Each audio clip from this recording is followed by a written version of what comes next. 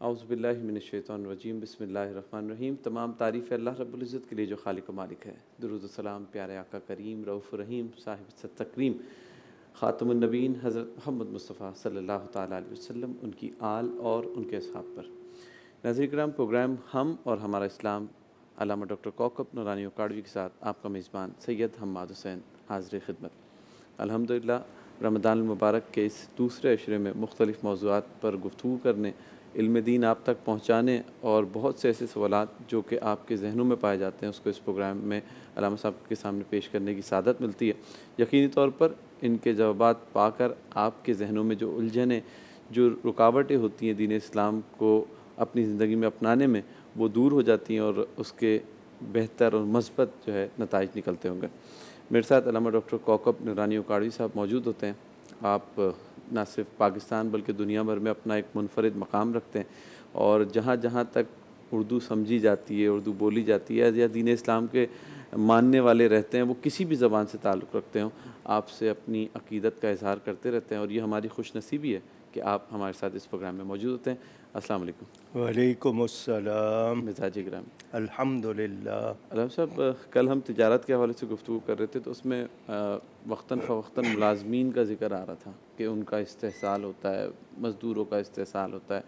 जबकि जब हम देखते हैं कि इस्लाम अपने उरूज पे आया, जब इब्तिदाई अय्याम थे तो मुलाज़मीन और मज़दूरों के लिए तो बड़े अच्छे जो है जिसे कहते हैं ना, अच्छी हवाएं चलने लगी और अच्छी न्यूज़ आने लगी कि उनके हुकूक भी होंगे। नबी करीम सल्लल्लाहु अलैहि वसल्लम ने भी बहुत से मकामात पे मुलाज़मीन के हुकूक के बारे में गुफ्तगू की। तो आज हम कोशिश करेंगे कि वो आवाम के सामने रखें वो, ताकि उससे बेहतरी को जाए। बिस्मिल्लाहि वल्हम्दुलिल्लाहि वस्सलातु वस्सलामु अला रसूलिल्लाह। इस्लाम मुकम्मल दीन फ़ितरत है, मुकम्मल ज़ाबिताए हयात है और तमाम रूए ज़मीन पर बसने वाले और तमाम मखलूक के लिए इसमें पूरी हिदायत मौजूद है। बिल्कुल। मज़दूर का लफ्ज़ हमारे यहाँ बोला जाता है। मज़दूर से मुराद सिर्फ़ पत्थर तोड़ने वाला या सामान उठाने वाला नहीं है। वो सरकारी मुलाजिम हो, ऑफ़िसर हो या कोई हो, जो भी उजरत पर काम करता है। ठीक। एक तरफ अशिया होती हैं, एक तरफ सलाहियत होती है, कहीं दिमाग होता है, कहीं उस पर अमल होता है। ये तमाम लोग मज़दूर हैं। बिल्कुल। सदर ममलकत हो, वज़ीर आज़म हो, कोई भी हो, ये सब अमला है, काम करने वाला, और इनको इस पर उजरत दी जाती है। हर वो काम जिस पर उजरत मिले वो मज़दूरी है। दीन इस्लाम ने जहाँ हुकूक बताए हैं वहाँ फ़राइज़ भी बताए हैं, ताकि मुआशरे में हमवारी हो, कोई किसी को कमतर ना समझे।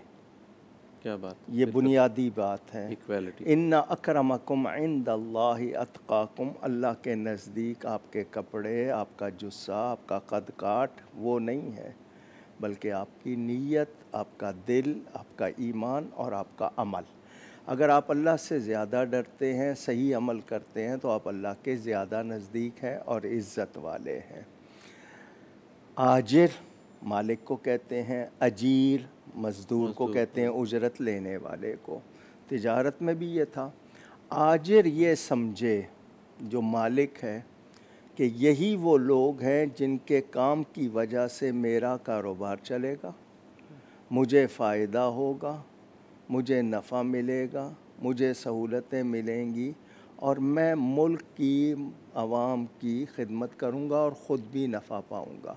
अजीर ये समझे कि इसने मेरे लिए मौका फ़राहम किया है, मैं इसके तमाम जो इसकी ज़हन में मेरे लिए तवक्कुआत हैं उन पर पूरा उतरूँ, अमानत रहे, दयानत रहे, वफ़ादारी रहे और मैं अपने काम में कोताही ना करूं।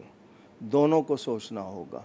मालिक अगर एयर कंडीशन कमरे में बैठा है और मुलाजिम बॉयलर पर बैठा है जहाँ पर उसको गर्मी और सख्त है, तो वो जो एयर कंडीशन में बैठा है वो उसकी मेहनत की वजह से बैठा है।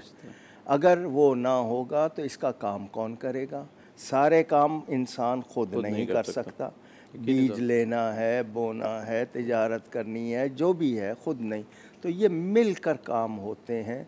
तो हमारी शरीयत, हमारा दीन दोनों के फ़राइज़ भी बताता है, हुकूक भी बताता है, ताकि दोनों सही तरह खिदमत अंजाम दे सकें। बिल्कुल। अनंत साहब, ब्रेक पे जब जाएंगे उसके बाद वापसी आने के बाद हम यही जिक्र करेंगे कि पहले मुलाजमीन के हुकूक हैं और जो लोग उजरत पे लोगों को रखते हैं उनकी क्या ज़िम्मेदारी है, और दौर नबी के हवाले से कोई ऐसी मिसाल या सहाबा की मिसाल से पेश करेंगे ताकि और वाज़ेह हो जाए। नाज़रीन किराम, जिक्र हो रहा है मुलाजमीन के हुकूक के हवाले से और मेरे साथ अल्लामा डॉक्टर कौकब नूरानी काड़वी साहब मौजूद हैं। एक ब्रेक के बाद दोबारा हाजिर होते हैं।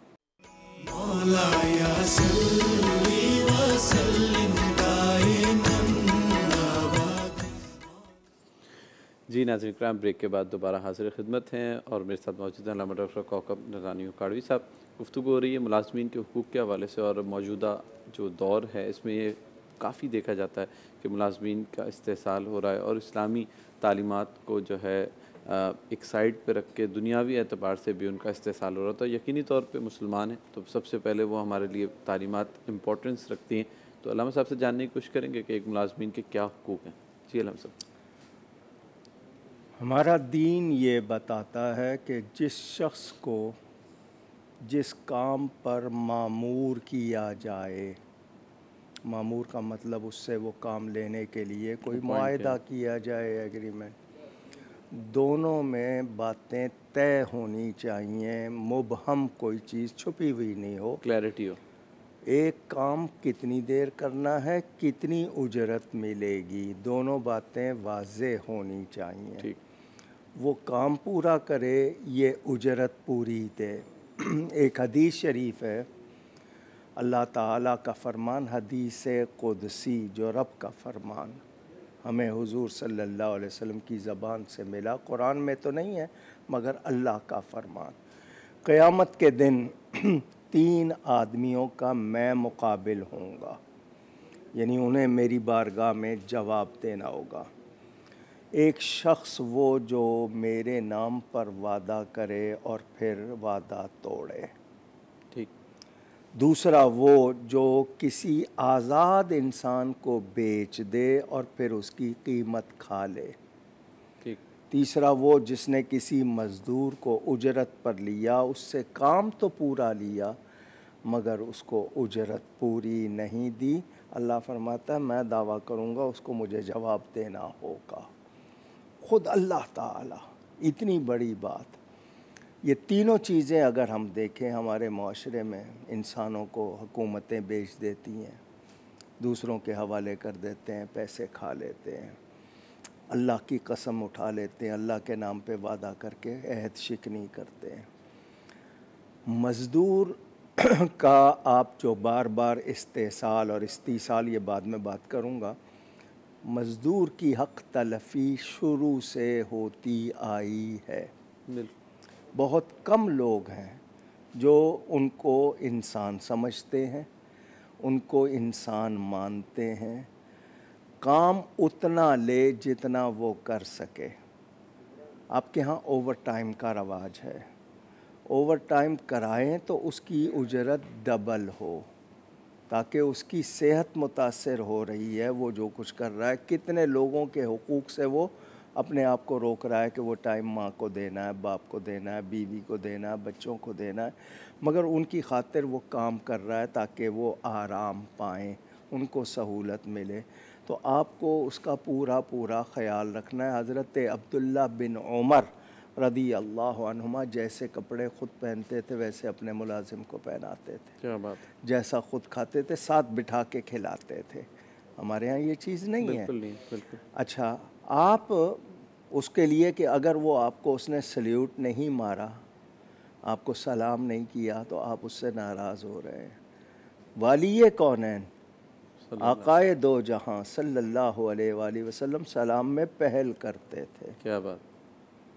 ये तकब्बुर, इसकी इजाज़त नहीं है जो हमारे यहाँ मुआशरे में, हुक्मरानों में, मनसबदारों में, आप खुद बैठे हैं और उसको बाहर आपने बिठाया हुआ है धूप में या लाइन लगाई हुई है, इसकी इस्लाम में इजाज़त नहीं है, आपका रवैया है।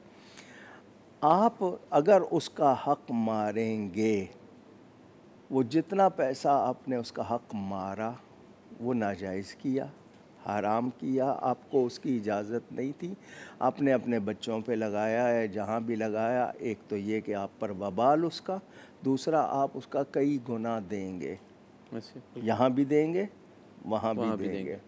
तो इंसान को इंसान समझा जाए। दुनिया में इस वक्त मुसलमानों को तो इंसान ही नहीं समझा जाता। ह्यूमन राइट्स जो हैं वो गैर मुस्लिमों के लिए हैं, मुसलमानों के लिए है ही नहीं। गज़ा, फ़लस्तीन, दूसरे इलाक़ों की मिसाल सामने, और कहाँ कहाँ क्या सलूक हो रहा है उनसे। इसके अलावा हज़रत अनस रदी अल्लाह ताला अन्हो नबी करीम सल्लल्लाहु अलैहि वसल्लम के सहाबी हैं, कम सिन थे। माँ ने हुज़ूर के घर में खिदमत के लिए, वो कहते हैं 10 साल मैंने खिदमत की है, डांटना दूर की बात, हुज़ूर ने मुझे कभी घूर के नहीं देखा। क्या बात, सुभान अल्लाह। कभी देर हो जाती थी मुझे तो हुज़ूर मेरे पीछे आ जाते थे, खैरियत तो है। यानी ये सलूक बताया। पूछा गया कि अगर वो मुलाजिम गलती करे तो कितनी बार माफ़ करें? फरमाया 70 मरतबा। ये 70 का अदद कसरत के लिए है कि माफ़ करो, माफ़ करो। लेकिन वो जो काम कर रहा है उसको भी तो सोचना चाहिए ना। आज मेड्स हैं घर में, आया वगैरह, मुलाजिमा, मासी कह लेते हैं लोग, वो जितना मर्ज़ी उनसे उसने सलूक कर लो, उनके शिकवे ही नहीं ख़त्म होते। उनको भी तो देखना चाहिए कि हमें जो कुछ रियायत मिल रही है, हम क्या उसका नाजायज़ फ़ायदा तो नहीं उठा रहे, हम उसको तंग तो नहीं कर रहे, सता तो नहीं रहे। वो भी देखें, और वो भी देखें कि उससे वो काम ना लें जो ख़ुद नहीं कर सकते, यानी इतना बोझ ना डालें उस पर। एक वाक़या है हज़रत अब्दुल्ला बिन मसूद अंसारी रदी अल्लाह ताला अन्हो का। गुंजाइश है या बाद में? अगर हम ब्रेक से आके ले लें। चलें आके ले, मेहरबानी। नाज़रीन किराम, एक छोटी सी ब्रेक है, ब्रेक के बाद यहीं से कंटिन्यू करेंगे और ये वाक़या सुनेंगे।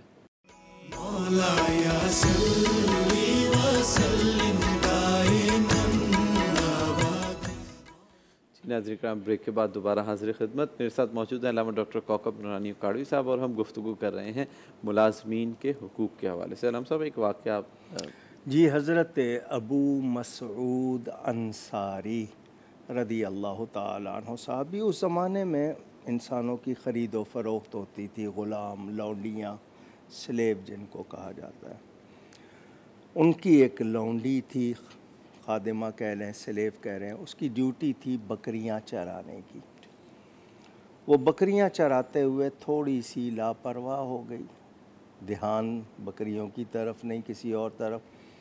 मैं आज की मिसाल दे दूं कि जी मोबाइल पे लगे रहे और काम पे ध्यान नहीं दिया। ठीक है। एक बकरी भेड़िया ले गया उसकी लापरवाही की वजह से।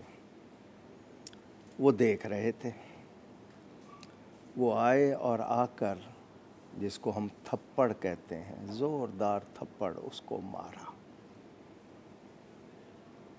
जब थप्पड़ उसको मारा, पीछे से आवाज़ आई, ए अबू मसूद, थप्पड़ मारने से पहले सोच लेना था कि कोई तुमसे ज़्यादा ताकतवर है जो तुम्हें देख रहा है। इशारा अल्लाह की तरफ कि तुम अल्लाह को भूल गए थे, इसको मातहत समझ के तुमने मारा। वो कहते हैं मैंने पीछे मुड़ के देखा तो रसूलुल्लाह सल्लल्लाहु अलैहि वसल्लम थे जो ये फरमा रहे थे कि नीचे वाले पर जुल्म करते हुए ये याद रखो कि मेरे ऊपर भी कोई है, मैं भी किसी के सामने जवाब दे। बिल्कुल खौफ खुदा दामनगीर रहे। थप्पड़ उन्होंने किसको मारा था? ग़ुलाम को, नौकरानी को, और बेवजह नहीं मारा था। उसका कसूर भी था, गलती भी थी, उसके बावजूद नबी पाक को थप्पड़ मारना पसंद नहीं आया। हुजूर सल्लल्लाहु अलैहि वसल्लम ने उस नाराज़ी का इजहार किया। जब हुजूर ने ये फरमाया तो हज़रत अबू मसूद कहते हैं, या रसूल अल्लाह सल्लल्लाहु अलैहि वसल्लम, मैं आपको गवाह बना कर कहता हूँ कि मैंने अपनी जो गलती की उसके कफ़ारे में मैंने इसको आज़ाद किया। वो जो लड़की थी उसको मैंने आज़ाद किया। तो रसूल पाक सल्लल्लाहु अलैहि वसल्लम का इरशाद मेरे नाज़रीन बड़े तवज्जो से सुने, फरमाया अगर तुम इसको आज़ाद ना करते तो आग तुम्हें अपनी लपेट में ले लेती। क्या बात, इसको आज़ाद करके तुमने अपने आप को आग से बचा लिया। कितनी बड़ी बात है, कितनी बड़ी बात। मातहत के साथ जो आपके अंडर काम कर रहा है, आपको हुस्न सलूक की तालीम दी गई, उसको कहा गया कि वो ईमानदारी करे, आपसे कहा गया कि आप नरम रवैया रखें। वो आपके ख़रीदे हुए नहीं हैं, ज़र ख़रीद नहीं है, वो आपको काम दे रहे हैं, आप उसकी उजरत दे रहे हैं। बिल्कुल। लेकिन वो भी और आप भी, यहाँ दोनों का मसला है। और इस वक्त पूरी दुनिया में यौम मज़दूर मनाया जाता है। छुट्टी होती है, छुट्टी करते हैं, अगले दिन सलूक क्या करते हैं, और छुट्टी करके मज़े कौन लेते हैं? मज़दूर तो फिर उसी तरह वहाँ पर अपना वो कर रहा है। मज़े आप ले रहे हैं, छुट्टी आप ले रहे हैं, उनको क्या दे रहे हैं आप? और उस मज़दूर के नाम पर दुनिया भर में बातें करके आप सलूक क्या कर रहे हैं? पूरी दुनिया बता दें, किसी हुकूमत का बता दें, किसी वेलफेयर कंट्रीज़ में भी मुझे बता दें कि क्या इंसाफ हो रहा है हर एक के साथ। ये इस्लाम है जिसने हुकूक दिए कि उसका पसीना जो मेहनत करके आया है उसको खुश्क होने से पहले उसको उसकी मजदूरी दे दो। क्या बात है, क्या बात। और पूरी पूरी दो, कटौती नहीं करो। वो ड्यूटी, अब वो कहता है इसको पसीना आए तो सही। मुझे ये बताएं कितने इदारों में मुलाजिम सिर्फ हाज़िरी लगवाते हैं और पैसे ले रहे हैं? तो तकरीबन ऐसी है, अस्पतालों में ऐसी है, डॉक्टर्स एग्रीमेंट के हम खिदमत करेंगे, क्या कर रहे हैं वो? इदारा है रिफाही खैराती, लेकिन कारोबारी बना लिया है आपने। काफ़ी ऐसे। ये कौन सी कमाई है जिसके बाद आप तवक्को करें कि आपको जन्नत मिलेगी? सब यहाँ ओवरऑल माशरे में तो बड़ी ख़राबी है। मैं चाहूँगा जैसे अभी हमारे पास तकरीबन 50% से ज़्यादा नौजवान हैं और वो नई नई मुलाजमतों पे लगते हैं। बहुत से घरों के बच्चों को हमने देखा है कि बड़ी दिल से आते हैं, ईमानदारी से काम करना चाहते हैं, बट नॉर्मली सिस्टम जिसे कहते हैं सिस्टम का हिस्सा बन जाना, ये कैसे तब्दील होगा? भाई आपके यहाँ तो देखे ना, हर इदारे में मिसाल के तौर पर सड़क बनती है और 3 महीने के बाद ही टूट जाती है क्योंकि मटेरियल सही नहीं लगा। उससे पूछा जाए कॉन्ट्रैक्टर से, वो कहता है जी मुझे आधी रकम तो देनी पड़ती है। ऐसी पहले 33%, तब तो पूरा 50-50 वो सारा चला जाता है, मुझे जितना बचता है उसमें से मैं अपना बचा के जो लगाऊंगा तो यही रिज़ल्ट आएगा। तो फिर क्या होगा? किकबैक। हमें क्या मिलेगा? तुम हमें क्या दोगे? कितने मुआहदे, आप नौजवानों की सलाहियत होती है, आप उसे नहीं लेते क्योंकि आपको लगता है उसमें कुछ नहीं मिलेगा और चीज़ आपकी ज़ाया होती। वही टैलेंट दूसरे मुल्कों में जाके वो उनको फ़ायदा पहुँचाते दे रहा है। बिल्कुल इसी तरह हमें अपना मिजाज दुरुस्त करना होगा, या तो हम मोमिन बने, वरना फिर मोमिन ना कहलाएं। फिर हम क्या हैं? मलगूबा, ना इधर के ना उधर के। क्या कर रहे हैं हम? अच्छा मुझे ये बता दें कि दुनिया भर में 40 घंटे होते हैं हफ्ते में, तकरीबन 5 दिन काम होता है, 8 घंटे लेते हैं। उन्होंने ये तय कर रखा है। आपके यहाँ वर्किंग आवर्स भले से आप 50 घंटे रखें, मगर वहाँ जितनी उसको सहूलत और उजरत दी जा रही है उसमें क्या क्या उसके मेडिकल है, उसके दूसरी चीज़ें हैं। यहाँ पर मुंशी साहब कितना रख लेते हैं, दूसरा कौन ले लेता है, उसको क्या मिलता है, और फिर आपका रवैया उसके साथ क्या होता है। हड़ताल पे मजबूर कर देते हैं, उनके चूल्हे बंद हो जाते हैं, आप उनकी बात नहीं सुनना चाहते। तो इस्लाम इन बातों को तोड़ता है। इस्लाम ये बताता है कि वो तुम्हारे लिए काम ना करें तो तुम फिर कहाँ से कमाओगे? तुम वो नहीं कर सकते तो तुम उनसे काम ले रहे हो, तुम्हारा सलूक उनसे सही हो, वो तुम्हारा काम पूरा करें। तो ये दोनों तरफ से होगा। इसको दुरुस्त करने के लिए ज़रूरी है कि सच को अपनाया जाए। जिस मुआशरे से सच निकल जाता है, अदल निकल जाता है, वहाँ कभी भी खुशहाली नहीं आती। बिल्कुल। यानी इसका मतलब ये हुआ कि ताली दोनों हाथों से नहीं, मुलाजमीन भी अपनी ज़िम्मेदारी को समझे कि इस्लाम उन्हें सच्चाई के हवाले से जितना टाइम उन्हें दिया जाना है काम को वो दें। और आज हम देखते हैं कि हर आदमी जो है ना, जैसे मैंने सिस्टम का जिक्र किया, तो हर आदमी शॉर्टकट्स ढूंढ रहा होता है। अब टीचर को देखें ना, बिल्कुल, उस्ताद जो है उसके ज़िम्मे है कि वो उसने जो 1 घंटा या 50 मिनट की उसकी क्लास है उसने पढ़ाना है। वो आके दूसरों को काम बता के ख़ुद अपने टेलीफोन पे लगा हुआ है या बातों में लगा हुआ है। ट्यूशन कर लेना, जाके कर लेना, पूछना है तो मेरे पास घर में आके पूछना, उसके पैसे अलग। ये क्या है? और उस पर कोई वो नहीं है। भारी भारी फ़ीसें। अच्छा जी, आपने कंप्यूटर लैब की भी फ़ीस ली हुई है, वहाँ कंप्यूटर लैब का नाम ही नहीं है, इजाज़त ही नहीं है करने की। खेलों के नाम से पैसे लिए हुए हैं, बच्चों के लिए खेल का इंतज़ाम नहीं है। तो जो भी ऐसा है, जहाँ भी है, वो लुक़्मा हराम खा रहा है।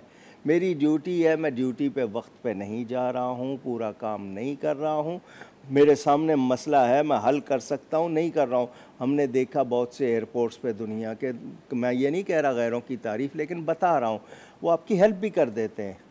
बिल्कुल इसी तरह यहाँ पर आपके यहाँ आसान नहीं है। वहाँ दुनिया का कोई परमिट लेना हो, कोई लाइसेंस लेना हो, कोई आपने बैंकों का काम हो, दफ्तरों का काम हो, मिनटों में होता है और सीधे तरीके से हो जाता है। यहाँ बार बार आपके कागज़ मांगे जाते हैं, उन कागज़ों को लेके आप संभालते नहीं, आप रद्दी में बेचते हैं। लोगों की प्राइवेसी दूसरों के हाथ में चली जाती है। क्या है? आपकी कोई ज़िम्मेदारी नहीं है। आप अपने आप को फारिग और बाल समझ रहे हैं कि नहीं जी बस आपने तो ड्यूटी की जी, बेहतरीन खिदमत, उस पर उनको जनाब खराज तहसीन। क्या है? अल्लाह को नहीं जानते? अल्लाह देख रहा है। तो मैं कोशिश करूं कि मेरे अंदर लुक़्मा हलाल आए, मैं बच्चों को लुक़्मा हलाल खिलाऊं, वरना उनसे ये तवक्को करूं कि कल वो मेरी खिदमत करेंगे, ये नहीं हो सकता। नामुमकिन। अच्छा, मुल्क में, मुआशरे में नौजवान यकीनी तौर पर बड़ी अहमियत रखते हैं। उनकी तरबियत, उनकी सही तालीम, ये हुक्मरानों का ज़िम्मा। एक बहुत बड़ा मशहूर मक़ूला है, कुछ लोग उसको हदीस कहते हैं, सय्यदुल कौम खादिमुहुम, कौम का सरदार उनका खादिम होता है। हमारे यहाँ तो फ़िरौन होते हैं। वज़ीर के माने बोझ उठाने वाला, यहाँ तो बोझ लादने वाले हैं। तो आप जब मुआशरे में चाहते हैं तो उन नौजवानों को, टैलेंट्स को, आपके यहाँ एक एक ऐसा नौजवान है कई ईजादात करके दे सकता है आपको, आप उनको सहूलतें नहीं देते, आप उनकी हौसला अफजाई नहीं करते। आपके यहाँ खेल कूद पर, दूसरी चीज़ों पर अरबों रुपए हैं आपके पास, लेकिन हुनरमंद के लिए आपके पास नहीं है, उनकी पजीराई नहीं है। बल्कि अभी पिछले 3-4 सालों में इसके ऊपर काम स्टार्ट हुआ है, वरना पहले तो लोग इसको वो भी रस्मी तौर पर हुआ है, फलाही इदारों ने स्टार्ट किया है, उस पर गवर्नमेंट का। यानी मुझे नहीं समझ आती, अगर सारे काम प्राइवेट सेक्टर ने करने हैं तो फिर हुकूमतें किस लिए हैं? उनको टैक्स लेकर फिर क्या हम करते हैं? हम उनको गलत लोगों को पाल रहे हैं तो आगे काम ना दें। हर शख्स वो मुजाहिद है, वो मुनसिफ है, वो ऑफिसर है, वो टीचर है, वो जिसको आप कहते हैं किसान है, जो भी है, जिस इदारे में भी है, उसको अमीन होना चाहिए। बिल्कुल बिल्कुल। और दूसरों को उसकी कदर करनी चाहिए, हौसला अफजाई करनी चाहिए। खादिम से बर्तन टूट जाए तो आप कहते हैं नज़र नहीं आता, आंखें नहीं हैं। बच्चे से टूट जाता है तो लगी तो नहीं तुम्हें? बड़ा फ़र्क। ये रवैया है या नहीं है? बिल्कुल। तो मुझे बताएं, आप क्या तरबियत कर रहे हैं अपने बच्चों की? आप क्या मुआशरे को दे रहे हैं?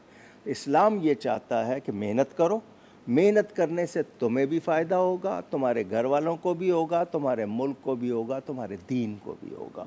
मुसलमान की पहचान हो कि मुसलमान कैसा होता है। वो जो धूप में बैठ के पत्थर तोड़ रहा है, आपके लिए महल तैयार करके दे रहा है, वो भी इंसान है। बिल्कुल इसी तरह। बिल्कुल बिल्कुल। अलम साहब, एक ब्रेक की जानिब चलते हैं, ब्रेक से वापसी आते हैं तो इसको टॉपिक को कंक्लूड करते हुए हमारा एक जो है सेगमेंट होगा आखिरी आज के अय्याम के हवाले से, उस पर गुफ्तगू करेंगे इंशाअल्लाह। नाज़रीन किराम, एक छोटी सी ब्रेक के बाद दोबारा हाजिर होते हैं।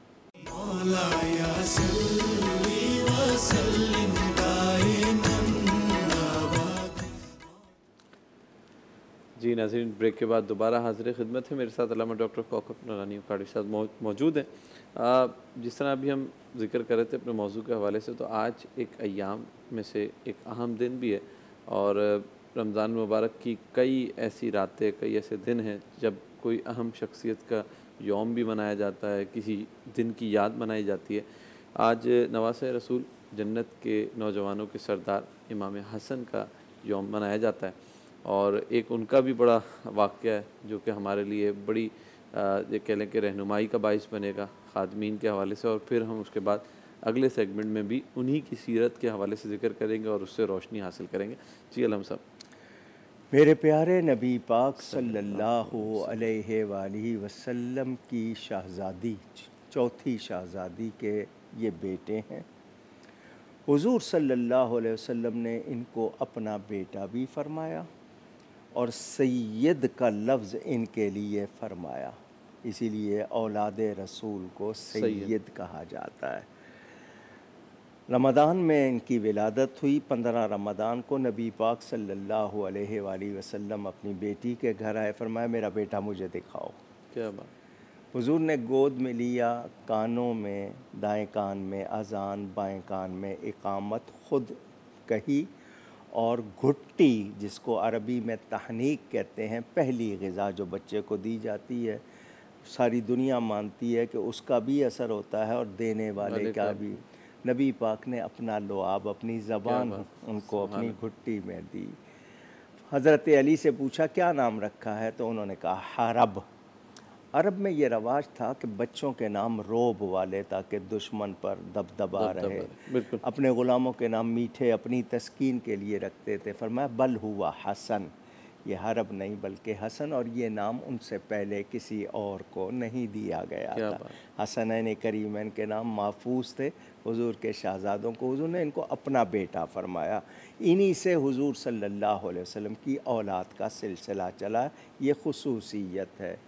ये सर से लेकर सीने तक हू बहू तस्वीर थे अपने नाना जान रसूलुल्लाह सल्लल्लाहु अलैहि वसल्लम की। हज़रत सैयदना इमाम हुसैन सीने से लेकर पाँव तक इन दोनों को रखते थे तो हुजूर सल्लल्लाहु अलैहि वसल्लम की तस्वीर बन जाती थी। क्या बात।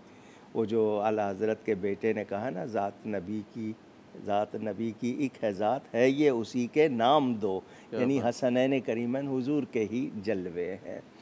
रसूल पाक सल्लल्लाहु अलैहि वसल्लम बहुत ज़्यादा प्यार करते थे बच्चों से, और इनसे बहुत ज़्यादा इनको सूंघते भी थे, चूमते भी थे। बच्चों से मोहब्बत का तरीक़ा, हुजूर इनको चूम रहे थे तो एक शख्स आया, कहने लगा मेरे 10 बच्चे हैं, मैं तो नहीं चूमता। फरमाया अल्लाह ने अगर तेरे दिल में रहम नहीं डाला तो ये तेरी महरूमी है, मुझे तो बच्चे बड़े प्यारे लगते हैं। ये तलक़ीन भी हो गई। अभी चूँकि हम बात कर रहे थे यही मुलाजिमों के हवाले से, हज़रत इमाम हसन कितने सख़ी और कितने हलीम, क्योंकि हुजूर ने फरमाया था मैंने अपना हिल्म इनको दिया। तो दस्तरखान पर मेहमान बैठे हुए थे, जो खादिम था, ग़ुलाम था, वो लाया, उससे वो बर्तन स्लिप हो गया, कंट्रोल नहीं रख सका, बैलेंस नहीं रख सका। तो हज़रत इमाम हसन मेहमानों की वजह से उस वक़्त सबके कपड़े भी आलूदा हुए, उसको देखा, वो किनका ग़ुलाम था? इमाम हसन का। उसने आगे से कुरान की आयत पढ़ी, वल काज़िमीन अल गैज़, अल्लाह के जो प्यारे होते हैं ना गुस्से को पी जाते हैं। क्या बात। आपने फ़ौरन अपनी आंखें नीचे कर ली। उसने आयत का अगला हिस्सा, सिर्फ गुस्से को पीते ही नहीं, वल आफ़ीना अनिन नास, माफ़ भी कर देते हैं। फरमाया तुझे माफ़ किया। उसने कहा इतना ही नहीं, वल्लाहु युहिब्बुल मुहसिनीन, अल्लाह एहसान करने वालों को पसंद करता। फरमाया तुझे आज़ाद किया। सुभान अल्लाह। अखलाक देखें नबी करीम सल्लल्लाहु अलैहि वसल्लम के ये शहज़ादे, इल्म के लिहाज से, फ़ज़ल के लिहाज से, हुस्न के लिहाज से, ये नहीं होता ना कि हमारे यहाँ तो आजकल सिलसिला है कि जी मैं, हाँ जी, बादशाह का बेटा हूँ, पेदरम सुल्तान बूत, वो कमाल के, बिल्कुल, इबादत में भी, अखलाक में भी बहुत उम्दा। रसूल पाक सल्लल्लाहु अलैहि वसल्लम के पास हज़रत सैयदा फ़ातिमा ज़हरा इनको लेके आई थी, दोनों शहज़ादों को, कि इनको कुछ दीजिए। तो फरमाया हसन को मैंने अपना हिल्म दिया, हुसैन को मैंने अपनी शुजाअत दी। मानवी तौर पर, हिस्सी तौर पर जो लोग बहस करते हैं उनको सोचना चाहिए कोई थैली तो नहीं थी ना उठा के दे दी। नबी का इख्तियार के नबी दे भी सकते हैं, और जिसको देते हैं उसको वो चीज़ पहुँचती है उसका। हज़रत सैयदना इमाम हसन 5वें खलीफा राशिद हैं। 5वें खलीफा राशिद। हुजूर ने फरमाया था मेरे बाद खिलाफत 30 बरस नबूवत के तरीक़े पे रहेगी, उसके बाद मुलूकियत बादशाहत हो जाएगी। तो हज़रत अली करमल्लाहु ताला वजहुल करीम की जब शहादत हुई तो अभी उस 30 बरस की मुद्दत में 6 महीने बाकी थे। तो लोगों ने हज़रत इमाम हसन के हाथ पर बैअत की। तो ये 5वें खलीफा राशिद, चूँकि इन्होंने खिलाफत छोड़ दी, दुनिया की वाहिद मिसाल छोड़ दी, क्योंकि मुसलमानों में कुछ तो खून ना हो। बिल्कुल। और हुजूर सल्लल्लाहु अलैहि वसल्लम ने इसकी पहले से बशारत दे दी थी। अभी सुनाऊँ वो या? जी, एक कॉलर है, मैं चाह रहा हूँ उनको ले लेते हैं। जी, अस्सलाम वालेकुम। वालेकुम अस्सलाम। मुझे अच्छा तो नहीं लगा, आलिम साहब रुके, बड़ा अच्छा लग रहा था उनकी गुफ्तगू। मैंने इनको सलाम है और दुआ का तलबगार भी। बात ये करनी जल्दी से, टाइम कम है, कि यार सारी जो बातें हैं ना अहले बैत की, वही तो सब कुछ है, वही तो मशरे राह हैं। हम इनकी जितनी आले बैत और आले रसूल की बातें करें वो तो खत्म नहीं होती। वो तो हमारे कहते हैं ना कि हमारे लिए सब कुछ है, सभी कुछ वही लोग हैं, और तो कुछ नहीं। और दूसरी बात ये कि मुलाजमीन के हकूक़ की शाह साहब आप गुफ्तगू कर रहे थे, तो क्या आपको ऐसा लगता है कि तबलीग से और बातचीत से ये जालिम तरह के लोग जो है कि मुलाजमीन पे नरमी कर सकेंगे? कुछ अच्छे भी हैं, मगर मुझे अब नहीं लगता कि सिर्फ बातचीत और इनको दर्स व तदरीस से ये मानने वाले हैं। कि अगर मेरी राय गलत है तो इस पे आप रोशनी डालिए। और अहले बैत पे तो कुर्बान सर, इनकी तो बात ही कुछ और है। इस्लाम उन्हीं के तो ख्याल हमें मिला। अस्सलाम वालेकुम। बहुत शुक्रिया। अच्छा, आपने एक ज़िक्र किया कि दर्स व तदरीस से या जो है ना हम उन्हें वाज करके समझा नहीं सकते। यकीनी तौर पर हम यही ज़िक्र कर रहे हैं कि जब नबी करीम उस माशरे में तशरीफ़ लाए जो बिल्कुल जहालत के अंधेरों में था, तो तालीम के ज़रिए ही उसमें तब्दीली लाई। तो आज भी नाउमीद नहीं हम अल्लामा साहब से इसी पे बात करते हैं। जी, कहते रहने से कहते हैं ना, पत्थर पे भी पानी गिराते रहें तो टूट जाता है। अब क्या कहना छोड़ देंगे हम? कहना तो है, लेकिन ये कि उस कहने के साथ साथ अपना अमल भी पेश करना है। आज तबलीग मौसर क्यों नहीं है कि सिर्फ ज़बानी जमा खर्च रह गया, अमल नहीं उसमें नज़र आ रहा। एक जुमला भाई साहब आपसे मुँह से निकल गया था कि अहले बैत ही सभी कुछ हैं, बाकी कुछ भी नहीं। बिलाशुबा अहले बैत बड़ी शान वाले हैं, लेकिन सहाबाए किराम और उम्मत की मुक़्तदर हस्तियाँ वो भी हैं और उन्हीं की बरकत से हैं। ये कहना कि बाकी कुछ भी नहीं, बाकी उनकी यानी ग़ुलामी में, उनके मोहब्बत में दर्जे पाते हैं बिलाशुबा। अपनी वो बात हज़रत सैयदना इमाम हसन अभी कम सिन थे, छोटा नहीं कहूँगा क्योंकि छोटे तो वो कभी भी नहीं थे। वो मस्जिद तशरीफ़ ले आए। रसूल पाक सल्लल्लाहु अलैहि वसल्लम खुतबा इरशाद फरमा रहे थे मिंबर पर। अपने शहज़ादे को देखा, लाजमी बात है कम सिन थे तो पाँव पूरी तरह नहीं जम रहा था। हुजूर उठे, मिंबर से आगे गए, बेटे को उठाया, क्या बात, सुभान अल्लाह, गोद में ले आकर बैठ गए। एक नज़र बुखारी में है, एक नज़र मजमे को देखते थे, एक नज़र अपने बच्चे को देखते थे। नबी करीम सल्लल्लाहु अलैहि वसल्लम ने फरमाया इन नबनी हाजा सैयदुन, मेरा ये बेटा सैयद है। बेटा भी फरमाया और बेटे की वजह से फरमा दिया सरदार है। सैयद के माने सरदार के। तो पता चल गया कि बेटा नबी का हो तो उसकी शान क्या होती है। खून है नबी पाक का, नसब के लिहाज से भी और वैसे मर्तबत के लिहाज से भी। फरमाया अन करीब अल्लाह ताला इसके ज़रिए मुसलमानों के 2 अजीम लश्करों में सुलह कराएगा। क्या बात, पेश गोई, फोरकास्ट बता दिया। इसके ज़रिए मुसलमानों के 2 बड़े गिरोहों में अल्लाह सुलह कराएगा। अल्लाह की अता से नबी सब कुछ जानते हैं और ख़बर भी दे रहे हैं। आपने ब्रेक लेनी है? एक ब्रेक ले लीजिए। नाज़रीन करम, एक छोटी सी ब्रेक, वाक़या यहीं से कंटिन्यू करेंगे ब्रेक के बाद आने के बाद।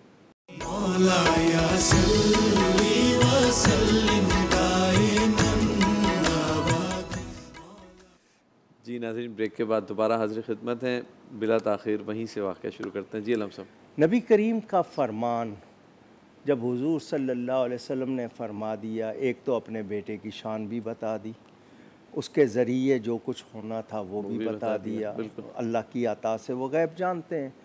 अब हुजूर ने दोनों को मुसलमान कहा है, मुसलमानों के दो बड़े लश्कर। बिल्कुल तो आपने कह कोई दिया तो ऐसी है। उनके ईमान में आज जो लोग कलाम करते हैं तो फिर नबी के फरमान का इनकार करते हैं। हुजूर सल्लल्लाहु अलैहि वसल्लम ने जो खिलाफत 30 बरस फरमाई थी, हज़रत अली के बाद 6 महीने बची। हज़रत इमाम हसन के मुकाबिल सैयदना अमीर मुआविया रदी अल्लाह ताला अन्हु सहाबी हैं, उन्होंने दमिश्क में अपने उसकी खिलाफत का या बैत का सिलसिला शुरू कर दिया था। दोनों गिरोह आमने सामने हो गए। मैं मुख्तसर कर रहा हूँ, टाइम नहीं है। हज़रत इमाम हसन ये देख रहे हैं कि ये दोनों गिरोह इसलिए कि मैं कुर्सी पे रहूं, मुझे तो मेरे नाना जान ने जन्नत के नौजवानों का सरदार बना दिया है, ये दुनिया क्या चीज़ है। आपने हज़रत अमीर मुआविया को पैगाम भेजा कि मैं नहीं चाहता कि लोगों का कुछ तो खून हो, मुझसे सुलह कर लो। उन्होंने सफ़ेद कागज़ भेज दिया कि जी जो शराइत लिखें, यानी उनके दिल में भी यही था कि मुसलमानों का कुछ तो खून ना हो। सुलह हो गई। कितने लोगों ने हज़रत इमाम हसन की इस बात को पसंद नहीं किया। कितनी बड़ी क़ुरबानी है, कितनी बड़ी खिदमत है। और ये मैंने बताना इसलिए ये जुमला कह रहा हूँ कि लड़वाने वाले कौन होते हैं, ये भड़काने वाले कौन होते हैं, जो माहौल को बिगाड़ते हैं। बल्कि आज के माहौल में भी इसी तरह की ज़रूरत है। बिल्कुल आपके इर्द गिर्द जो हाशिया बरदार हैं, आपके हाशिया नशीन हैं, आपको उन पर भी नज़र रखनी चाहिए, कान आँख खुले रखने चाहिए।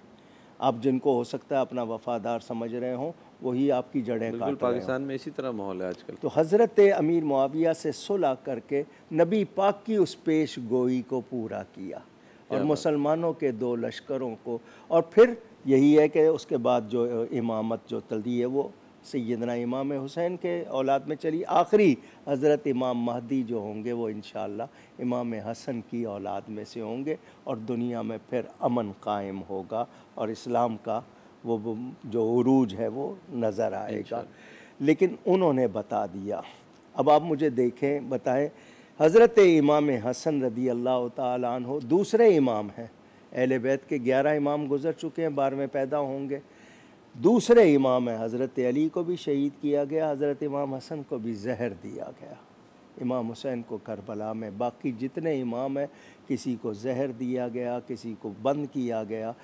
उम्मत ने अहले बैत के साथ अच्छा सलूक नहीं किया, जबकि रसूलुल्लाह सल्लल्लाहु अलैहि वसल्लम ने बार बार फरमाया उज़क्किरुकुमुल्लाहु फ़ी अहली बैती, मैं तुम्हें अपने अहले बैत के बारे में अल्लाह की याद दिलाता हूँ, अल्लाह से डराता हूँ, उनकी याद दिलाता हूँ, इनका ख़याल रखना। काश आज हम इन हस्तियों पर एतराज़ात को और बहसों को टाइम देने की बजाय इनकी पैरवी में मोहब्बत करें, उनकी पैरवी उनकी करें, ताज़ीम करते। हमारे लिए सहाबा भी मोहतरम, हमारे लिए अहले बैत भी मोहतरम। हम उनके जज ना बने। आज मसला ये हो गया कि हम समझते हैं कि जी हम जो फ़ैसला करेंगे वो सही होगा, हम इनके जज नहीं हैं, हमें एहतराम करना है। और मैं वैसे लोगों के लिए एक जुमला कह रहा हूँ, बाज़ हस्तियाँ तहकीक के लिए नहीं होती हैं, ताज़ीम के लिए होती हैं। क्या बात, सुभान अल्लाह। कोशिश करें, अदब करें, मोहब्बत करें और लोगों में इनकी वजह से मोहब्बत फैलाएं, लड़वाएं नहीं। अल्लाह ताला तौफीक दे। 15 रमज़ान उनका यौम विलादत मोहब्बत से हम मनाते हैं, उनकी बारगाह में हदिया भी पेश करते हैं। मैं चाह रहा था, मेरे पास 2-3 मिनट है, मैं एक वाक़या वो याद होगा कि बच्चे जो ये दोनों वज़ू खाने के अंदर मौजूद थे और एक शख्स वज़ू गलत कर रहा था, तो हसन करीम ने कहा देखें हम सही कर रहे हैं नहीं कर रहे। तो इसके हवाले से भी, क्योंकि आपकी जो तालीमात हैं, जिस तरह इमाम हसन के हवाले से आपने गुफ्तगू किया, तो उसमें तो बड़ी जो है ना नरमी देखी जाती है, बड़ी मोहब्बत देखी जाती है। तो आज क्या पैगाम इनसे देना चाहेंगे, क्योंकि हमारे पास 2 मिनट हैं अभी। मैं पहली बात तो ये करूं कि इन दोनों भाइयों में एक मर्तबा किसी बात पर मामूली इख्तलाफ हो गया, बातचीत बंद हो गई। 3 दिन गुजर गए। हज़रत इमाम हुसैन अपने भाई से कहते हैं, मैंने अपने नाना जान से सुना है 3 दिन से ज़्यादा बोलचाल मेल जोल बंद नहीं रखना चाहिए। जो सुलह में पहल करेगा वो जन्नत में भी पहले जाएगा। आप मुझसे बड़े हैं, मैं आपसे पहले जन्नत में नहीं जाना चाहता, आप ही मुझे गले लगा लें। क्या पैगाम दिया है। और इन हस्तियों के हवाले से जितने तस्करे हैं, इनके किरदार पर किसी को उंगली उठाने की जुर्रत नहीं है। बेशक इन लोगों ने उम्मत के लिए क्या क्या कुर्बानियाँ दी हैं, हम उनको सलाम करना चाहिए।